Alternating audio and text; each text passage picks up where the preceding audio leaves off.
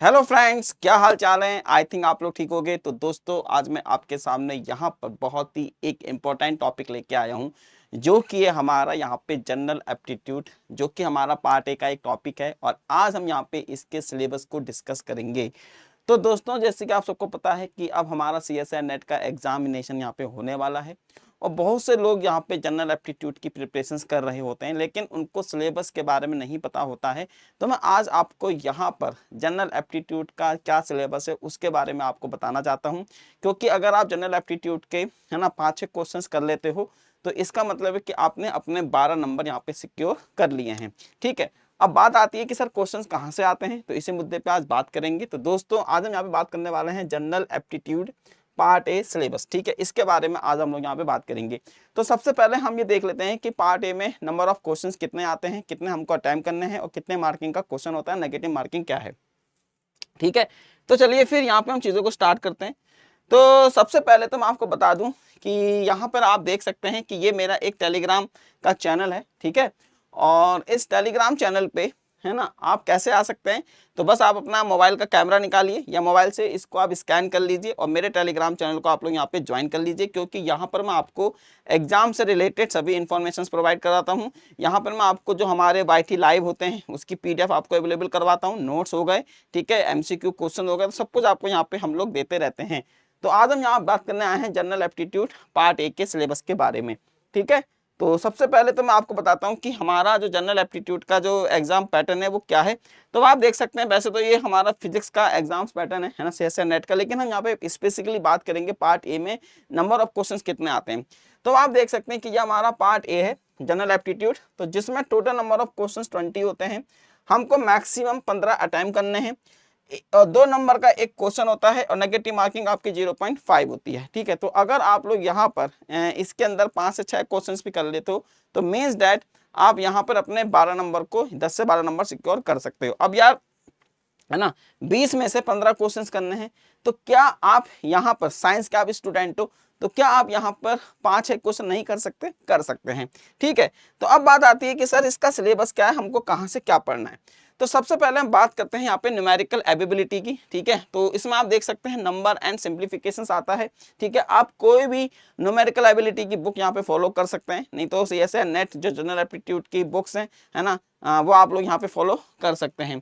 ठीक है, LCM हो गया, SCM हो गया, एवरेज हो गया, क्वाड्रेटिक इक्वेशन हो गया, सीक्वेंस एंड सीरीज हो गया, सर्च एंड इंडेक्स हो गया है ना, लॉगरिथम हो गया, परसेंटेज हो गया, प्रॉफिट एंड लॉस हो गया, सिंपल इंटरेस्ट, कंपाउंड इंटरेस्ट। ठीक है, तो यहाँ पर हमने पूरा का पूरा न्यूमेरिकल एबिलिटी का यहाँ पे आपको सिलेबस बताया हुआ है कि क्या है, तो आप यहाँ पे इसको है ना इजिली देख सकते हैं। ठीक है दोस्तों, फिर उसके बाद हम यहाँ पे बात करने आए हैं किसके बारे में, फिर इसी में हमारा आता है रीजनिंग। ठीक है, तो थोड़ा सा यहाँ पे रीजनिंग भी होता है। और रीजनिंग में क्या होता है कि आपकी सीरीज फॉर्मेशंस है ना, मतलब आपको यहाँ पे एक सीरीज दे देंगे, उसमें आपसे पूछेंगे नेक्स्ट टर्म क्या है या कौन सा मिसिंग टर्म है, ये आप ऐसे करके पूछ सकते हैं। कोडिंग डिकोडिंग आता है यहाँ पर आपका, डिस्टेंस एंड डायरेक्शंस का क्वेश्चंस पूछ लेते हैं, कैलेंडर एंड क्लॉक पूछ लेते हैं है ना, रैंकिंग एंड अरेंजमेंट आपसे पूछ लेते हैं, प्लस ETC। ठीक है, तो ये चीज आप यहाँ पे पूछ सकते हैं रीजनिंग के अंदर। उसके बाद दोस्तों हम यहाँ पे बात करते हैं डाटा इंटरप्रिटेशन की, है ना। आपको यहाँ पे कुछ डाटा दिया होता है या कुछ ग्राफिकल इमेज आपको दी जाती है, ग्राफ दिया जाता है, जिसके जरिए आपसे क्या पूछ लेते हैं, मीन पूछ लेते हैं, मीडियन पूछ लेते हैं, मोड पूछ लेते हैं। ठीक है, ये आपसे पूछ लेते हैं, मेजर ऑफ यहाँ पे डिस्पर्सन पूछ लेते हैं। फिर उसके बाद है ग्राफिकली एनालिसिस। तो मैंने आपको क्या बताया, ग्राफिकली एनालिसिस में आपको कुछ ग्राफ दे देंगे या पाई ग्राफ दे देंगे, सर्कल मतलब कुछ भी आपको ग्राफ दे देंगे। तो बार ग्राफ हो सकता है, लाइन ग्राफ हो सकता है, पाई चार्ट हो सकता है, टेबुलेशन होता है। तो यहाँ पे आपको ये चीज़ दे दें और इससे रिलेटेड आपसे क्वेश्चन यहाँ पे पूछ सकते हैं। तो ये तो हमारा हो गया data interpretation and graphical analysis, तो ये हमारा सिलेबस है।